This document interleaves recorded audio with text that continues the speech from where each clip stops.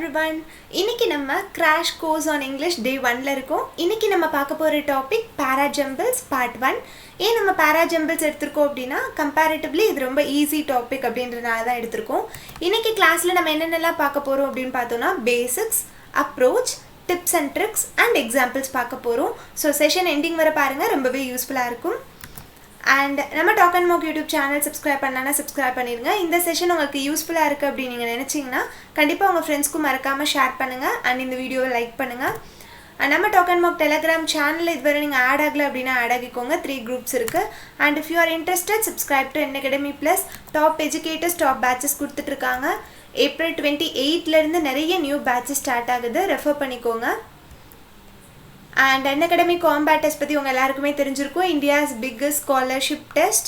So every Sunday 10 AM நடக்குது. இதுக்கு நீங்க நம்ம நரேஷ் சரோட நரேஷ் 10 அப்படிங்கற கோட் யூஸ் பண்ணி என்ரோல் பண்ணி எக்ஸாம் அட்டெண்ட் பண்ணி பாருங்க. And இதான் நம்ம Unacademyயோட சப்ஸ்கிரிப்ஷன் பிளான். இதுக்கும் நம்ம நரேஷ் சரோட நரேஷ் 10 அப்படிங்கற கோட் யூஸ் பண்ணீங்க அப்படினா உங்களுக்கு மேக்ஸिमम டிஸ்கவுண்ட் கிடைக்கும். So 28th April ல இருந்து 11th April வரை நம்ம நரேஷ் சார் ரெண்டு கோர்ஸ் கொடுத்துட்டு இருக்காங்க. So refer பண்ணிக்கோங்க. If you need more information regarding Unacademy, you can contact Naresh Kumar sir. Okay, இப்போ நம்ம செஷனுக்குள்ள போயிடலாம். Okay, நம்ம செஷன் இன்னைக்கு நம்ம டாபிக் பார்க்கிறதுக்கு முன்னாடி நம்ம என்னென்ன பார்க்க போறோம் அப்படினா word of the day பார்க்க போறோம், then rule of the day பார்க்க போறோம், அதுக்கு அப்புறம் தான் parajumbles பத்தி பார்க்க போறோம்.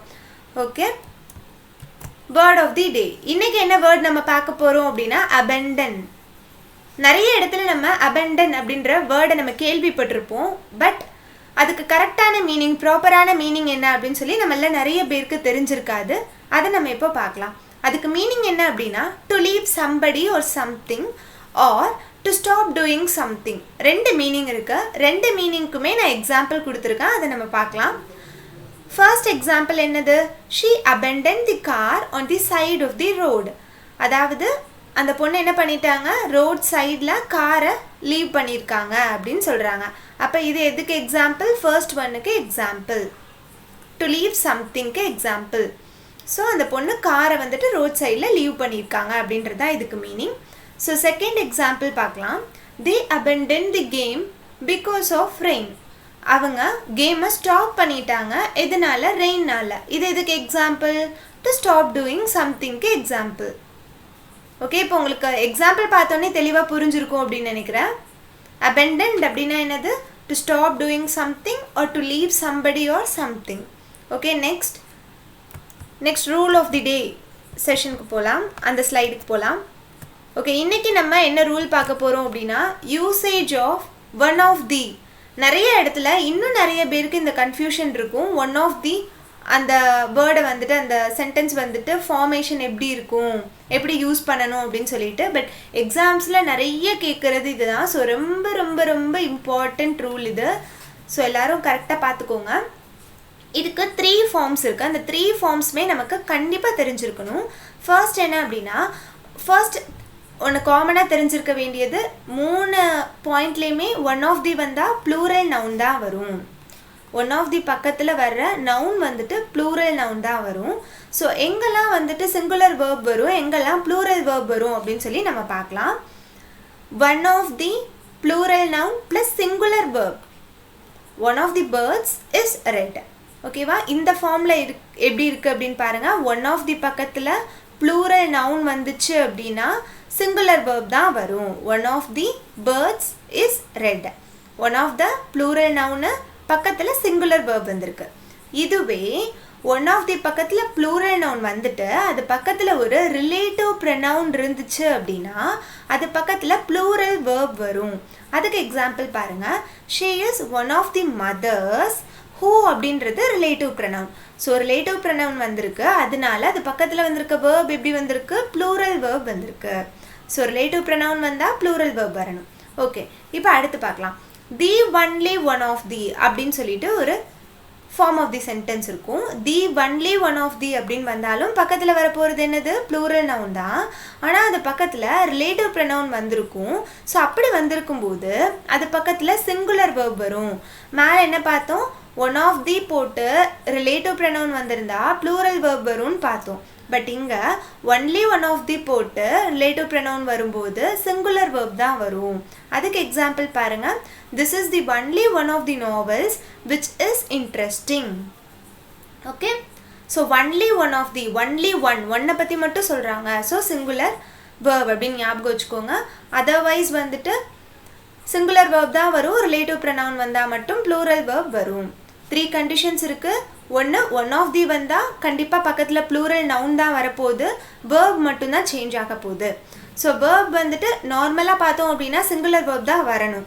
ஒரு வேளை அங்கே ரிலேட்டிவ் ப்ரொனவுன் இருந்தது அப்படின்னா ப்ளூரல் verb வரும். இதை ஞாபகம் வச்சுக்கோங்க. அதுக்கப்புறம் ஒன்லி ஒன் ஆஃப் த அப்படின்றது தனி கேஸாக கூட ஞாபகம் வச்சுக்கோங்க. ஒன்லி ஒன் ஆஃப் த வந்தால் ஒன்றை மட்டும் சொல்கிறாங்க. So singular verb. ஓகேவா? ஒன் ஆஃப் தி அப்படின்னு வந்தாலே ப்ளூரல் நவுன் தான் வரும். ஒன்லி ஒன் ஆஃப் தனாலும் ப்ளூரல் நவுன் தான் வரப்போகுது, verb மட்டும் மாறப்போகுது. காமன் சென்டென்ஸ்னால் சிங்குலர் verb, ஒரு வேளை ரிலேட்டிவ் ப்ரொனவுன் வந்திருந்தது அப்படின்னா plural verb. But only one of the கேஸில் ஒன்லி ஒன்னை பற்றி மட்டும் பேசுகிறாங்க. ஸோ அங்கே சிங்குலர் verb. இப்போ உங்களுக்கு ஞாபகம் வச்சுக்க ஈஸியாக இருக்கும்னு நினைக்கிறேன். ஓகே, அடுத்து நம்ம செஷனுக்குள்ளே போயிடலாம். ஃபர்ஸ்ட் வந்துட்டு ரிலேட்டிவ் ப்ரொனவுன் பற்றி பார்க்கலாம். ரிலேட்டிவ் ப்ரொனவுன் வந்துட்டு நான் ஆல்ரெடி சொன்ன மாதிரி இது வந்துட்டு ஒரு ஈஸி டாபிக். இதில் நிறையவே ஸ்கோர் பண்ணலாம் ஈஸியாக. அப்படி ஒரு டாபிக் தான். ஏன் அப்படின்னு பார்த்தோன்னா இதுக்கு ஸ்பெஷலாக எந்த ரூல்ஸும் நம்ம ஞாபகம் வச்சுக்கணும்னு தேவையில்லை.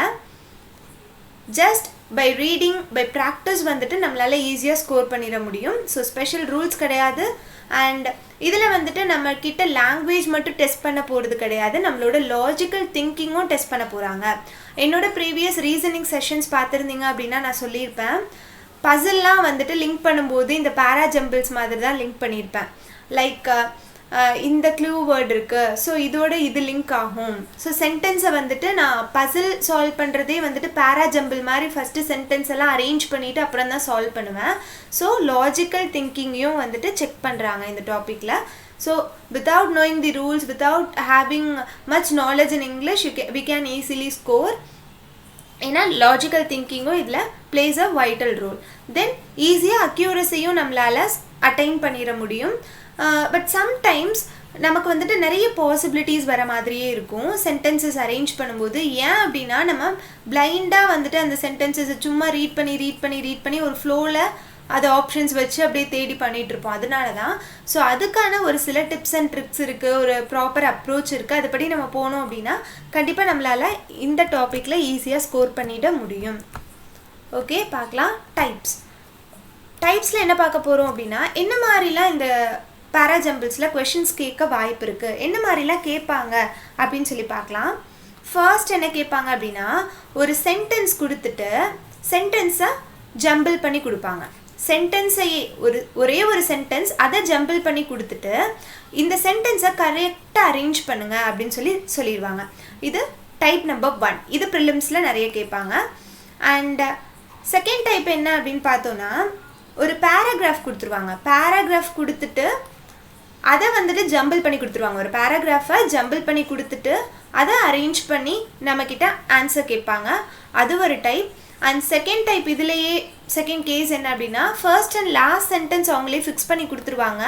இடையில கொடுத்த சென்டென்சஸ் மட்டும் ஜம்பிள் பண்ணி கொடுப்பாங்க. அதை நம்மளை அரேஞ்ச் பண்ண சொல்லுவாங்க. ஸோ இது வந்துட்டு இன்னொரு கேஸ். அண்ட் இதில் இன்னொரு கேஸ் பார்த்தோம் அப்படின்னா சம்டைம்ஸ் என்ன பண்ணுவாங்க அப்படின்னா பேராகிராஃபை வந்துட்டு ஜம்பிள் பண்ணி கொடுத்துட்டு அதெல்லாத்தையும் அரேஞ்ச் பண்ணி சொல்லுங்க அப்படின்னு சொல்லிட்டு ஒரு மார்க்குக்கு ஒரு கொஷின் மட்டும் கேட்பாங்க. சம்டைம்ஸ் வந்துட்டு அதை அரேஞ்ச் பண்ணி சொல்லுங்க அப்படின்னு சொல்லிட்டு அந்த ஒரே ஒரு கொஷினை வச்சே 5 கொஷின் கேட்பாங்க. ஸோ கொஸ்டின் இங்கே ஒரு கொஸ்டின் தான் 1 மார்க்கு. பட் இங்கே 5 கொஷின் கேட்பாங்க அந்த ஒரே பேசேஜை அரேஞ்ச் பண்ணுறது மூலியமாக. ஸோ அந்த மாதிரி வந்தால் லக்கு தான், இந்த மாதிரி வந்தால் அன்ஃபார்ச்சுனேட்லி அப்படின்னு தான் சொல்லணும். பட் ப்ரிலிம்ஸ்லலாம் இந்த மாதிரி கேட்க மாட்டாங்க. இந்த மாதிரி தான் 5 கொஷின்ஸ் வச்சு தான் கேட்பாங்க. ஓகே, இப்போ உங்களுக்கு ஒரு ஐடியா கிடைச்சிருக்கும் அப்படின்னு நினைக்கிறேன் என்ன மாதிரி கேட்பாங்க அப்படின்னு சொல்லிட்டு. நெக்ஸ்ட் எப்படி நம்ம பேராஜம்பிள்ஸை அப்ரோச் பண்ணணும் அப்படின்னு பார்க்கலாம். ஃபர்ஸ்ட் என்ன பண்ணணும் அப்படின்னா எல்லா சென்டென்சஸையும் குவிக்காக வந்துட்டு ரீட் பண்ணிடணும். டக்குன்னு அப்படியே லைட்டாக ஸ்கேன் பண்ணுற மாதிரி பார்த்துடணும். இப்போது உங்களுக்கு வந்துட்டு அந்த பேராகிராஃப் அண்டர்ஸ்டுட் ஆயிடுச்சு அப்படின்னா, அந்த பேராகிராஃபில் எதை பற்றி சொல்கிறாங்க என்ன ஏதுன்னு புரிஞ்சிருச்சு அப்படின்னா தென் ஈஸி தான், நம்ம ஈஸியாக வந்துட்டு இந்த சீக்வன்ஸ் வச்சே அரேஞ்ச் பண்ணிடலாம். பட் அது எதை பற்றி சொல்ல வராங்கன்னே நமக்கு புரியல, என்ன அதில் பேசுகிறாங்கன்னு புரியல, ரொம்ப டெக்னிக்கலாக இருக்குது அப்படின்னா நம்ம சம் ஆஃப் த ட்ரிக்ஸ் எல்லாம் யூஸ் பண்ணோம் அப்படின்னா ஈஸியாக அரேஞ்ச் பண்ணிடலாம். அந்த டிப்ஸ் அண்ட் ட்ரிக்ஸில் அந்த என்னென்ன டிப்ஸ் அப்படின்னு சொல்லிட்டு பார்க்கலாம். Okay okay next tips and tricks பார்க்குறோம். எல்லாரும் சொல்கிறது தான். ஃபர்ஸ்ட் எடுத்தோடனே find out the opening and closing sentence. First எடுத்தோடனே ஓப்பனிங் சென்டென்ஸ் கண்டுபிடிச்சிருங்க, க்ளோசிங் சென்டென்ஸ் கண்டுபிடிச்சிருங்க. ரொம்பவே ஈஸி டாஸ்க்காக தான் இருக்கும். மோஸ்ட் ஆஃப் த கேசஸில் ஓப்பனிங் அண்ட் க்ளோசிங் கண்டுபிடிக்கிறது ரொம்பவே ஈஸி. ஜஸ்ட் ஒரு இன்ட்ரோ மாதிரி இருக்கும், ஜஸ்ட் ஒரு கன்க்ளூஷன் மாதிரி இருக்கும், அதை வச்சு ஈஸியாக ஐடென்டிஃபை பண்ணிடலாம். தென் இடையில இருக்க சென்டென்சஸை எப்படி அரேஞ்ச் பண்ண போகிறோம், அதுக்கு தான் இந்த மீதி இருக்க டிப்ஸ் எல்லாமே. எதை வச்செல்லாம் அரேஞ்ச் பண்ணலாம் அப்படின்னு பார்த்தீங்கன்னா நேம்ஸ், ப்ராப்பர் நவுன்ஸ், ப்ரொனவுன்ஸ். இந்த 3 இருக்கிற பட்சத்தில் நம்ம வந்துட்டு எது முன்னாடி வரும் எது பின்னாடி வரும் அப்படின்னு நம்மளால் சொல்லிட முடியும். ப்ராப்பர் நவுன்ஸ் நேம்ஸ் எல்லாம் வந்துட்டு முன்னாடி வந்திருக்கும், அதை இண்டிகேட் பண்ணுற ப்ரொனவுன்ஸ் வந்துட்டு பின்னாடி வரும். ஸோ அதை வச்சு எந்த சென்டென்ஸ் முன்னாடி எந்த சென்டென்ஸ் பின்னாடி அப்படின்றத நம்மளால் ஈஸியாக சொல்லிட முடியும். And some of the words like that, those அந்த மாதிரி வேர்ட்ஸ் வச்சும் நம்மளால் ஈஸியாக சொல்லிட முடியும், இதெல்லாம் இதுக்கு அடுத்து வரும் அப்படின்னு சொல்லிட்டு. தென் ஆர்டிகல்ஸ் வச்சு எப்படி சொல்லலாம் அப்படின்னா an இண்டிகேட் பண்ணி வர்றது முன்னாடி வரும், the இண்டிகேட் பண்ணி வர்றது முன்னாடி வரும். ஃபார் எக்ஸாம்பிள் ஒரு ஸ்பெசிஃபிக்காக சொல்லணும் அப்படின்னா the யூஸ் பண்ணுவோம், அண்ட் காமனாக சொல்லணும் அப்படின்னா யூஸ் பண்ணுவோம். டாக் அப்படின்னு சொல்லி ஃபர்ஸ்ட் சென்டென்ஸில் கொடுத்துருக்காங்க, த டாக் அப்படின்னு சொல்லி செகண்ட் சென்டென்ஸில் கொடுத்துருக்காங்க அப்படின்னா இதுதான் ஃபர்ஸ்ட் வரும், இது செகண்ட் வரும். இந்த இடத்துல ஒரு டாக் அப்படின்னு சொல்கிறாங்க. இந்த த டாக் அப்படின்றது அந்த டாக் அப்படின்றது மீனிங். ஸோ அந்த டாக் அப்படின்னும் போது ஆல்ரெடி அந்த டாக் பற்றி சொல்லியிருக்கணும். ஸோ இது முன்னாடி இது பின்னாடி அப்படின்னு நம்மளால் ஐடென்டிஃபை பண்ணிட முடியும். தென் காஸ் அண்ட் எஃபெக்ட், லைக் ஒரு இது கொடுத்துட்டு இதனால இது நடந்தது, இந்த காஸ்னால இந்த எஃபெக்ட் நடந்தது அப்படின்ற மாதிரி சொல்லியிருந்தாங்கன்னா ஸோ இந்த சென்டென்ஸ்க்கு முன்னாடி இந்த சென்டென்ஸ் வரும் அப்படின்னு சொல்லி we can easily find out that. Then time indicate பண்ணி சம்டைம்ஸ் சொல்லியிருப்பாங்க. டைம் இண்டிகேட் பண்ணி அப்படின்னும் போது இயரோ டேட்டோ சம்டைம்ஸ் அந்த மாதிரி கொடுத்துருக்கலாம், அல்லது வந்துட்டு ஃபர்ஸ்ட்லி செகண்ட்லி அந்த மாதிரி கொடுத்துருக்கலாம். ஸோ அந்த மாதிரி க்ளூ வேர்ட்ஸ் கீவேர்ட்ஸ் வச்சு நம்ம வந்துட்டு we can identify. Then specific to general or general to specific. இதில் என்ன சொல்ல வரேன் அப்படின்னா ஒரு டாபிக் எடுத்துக்கிட்டிங்க அப்படின்னா ஃபர்ஸ்ட் எடுத்தோன்னே என்ன பண்ணுவாங்கன்னா ஜென்ரலாக சொல்லிவிட்டு அதுக்கப்புறம் டாபிக் உள்ளே போவாங்க. சம்டைம்ஸ் என்ன பண்ணுவாங்க ஸ்பெசிஃபிக்காக சொல்லிவிட்டு அதுக்கப்புறம் வந்துட்டு ஜென்ரலாக சொல்லுவாங்க. ஃபார் எக்ஸாம்பிள் இப்போ இதுக்கு எடுத்துக்கலாம், ஸ்பெசிஃபிக் டு ஜென்ரலுக்கு எடுத்துக்கலாம்.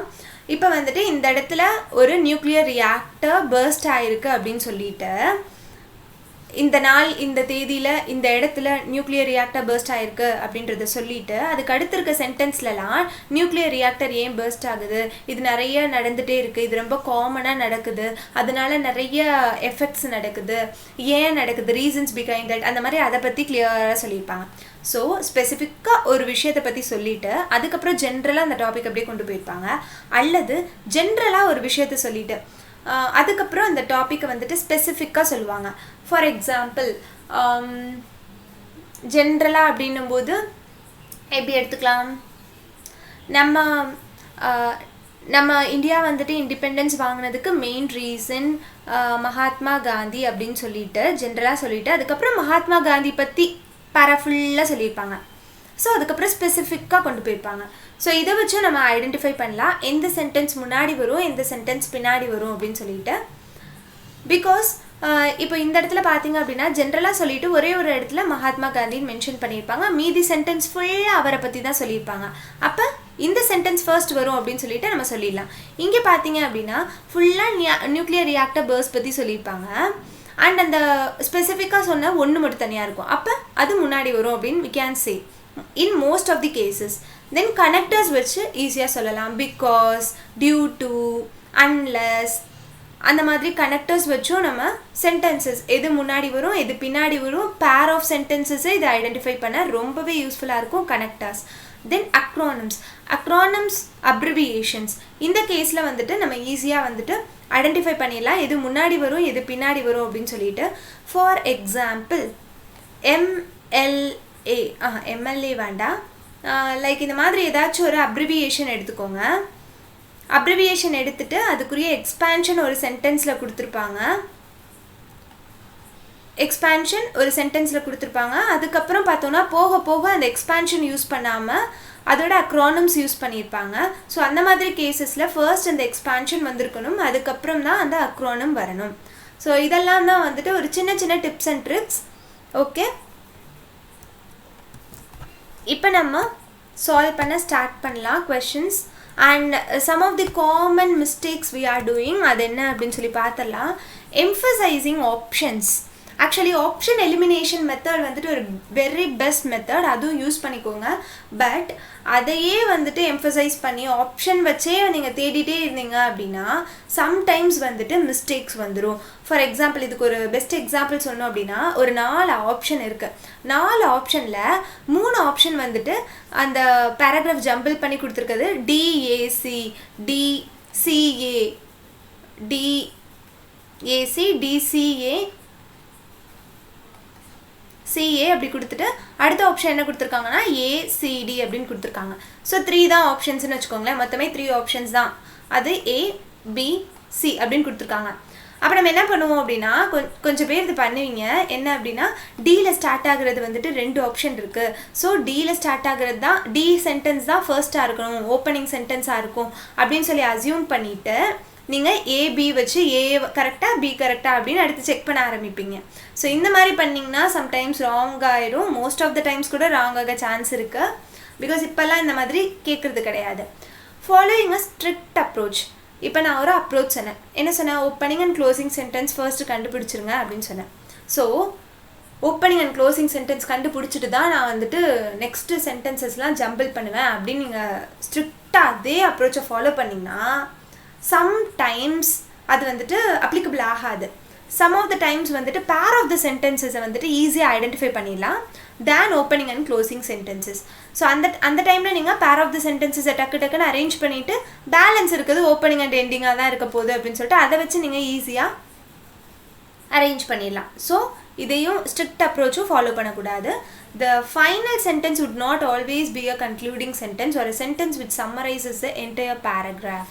சம்டைம்ஸ் வந்துட்டு ஃபைனல் சென்டென்ஸ் ஒரு கன்க்ளூடிங் சென்டென்ஸாகவும் இருக்காது, ஆர் அந்த என்டையர் பேராகிராஃபை சம்மரைஸ் பண்ணுற ஒரு சென்டென்ஸாகவும் இருக்காது. சம்டைம்ஸ், ரொம்ப ரேர்.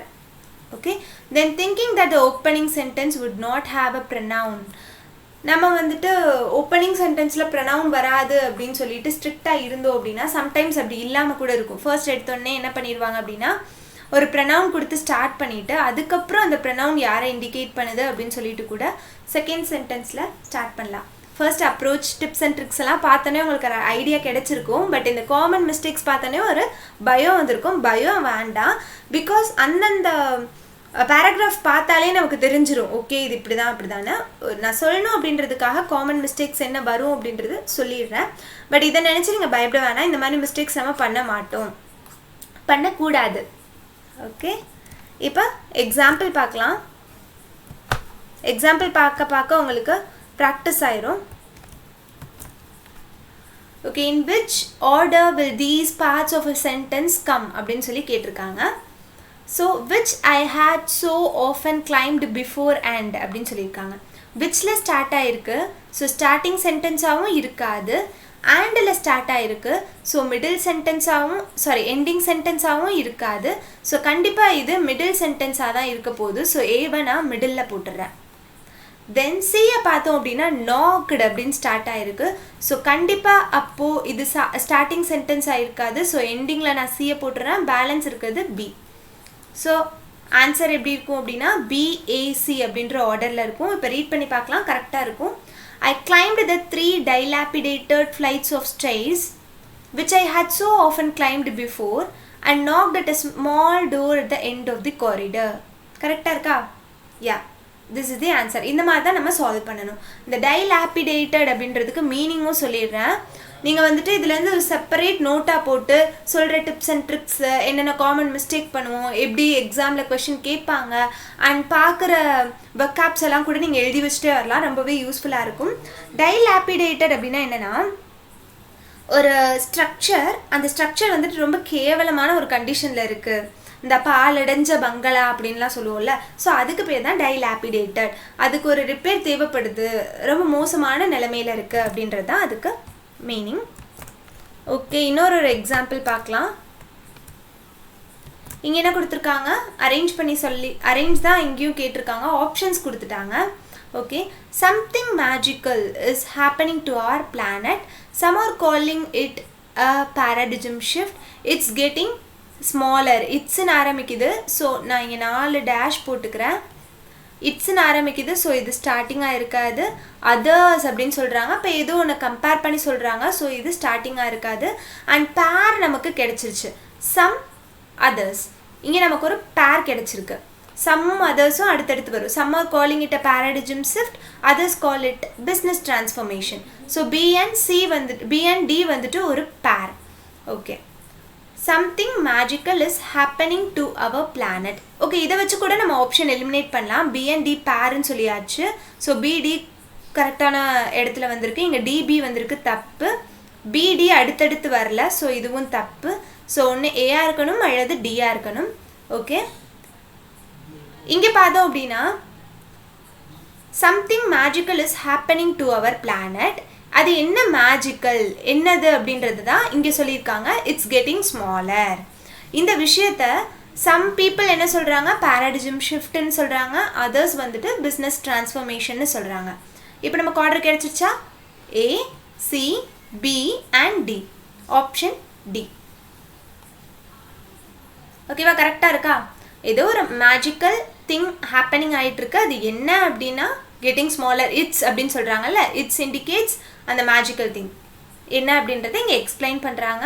ஓகே, இந்த இடத்துல ஒரு வெக்காப் பார்க்கலாம். paradigm அப்படின்னு சொல்லியிருக்காங்கல்ல, அப்படின்னா என்ன அப்படின்னா underlying some theories, underlying some methods அந்த ஷிஃப்ட் நடந்திருக்கு அப்படின்றத சொல்ல வராங்க.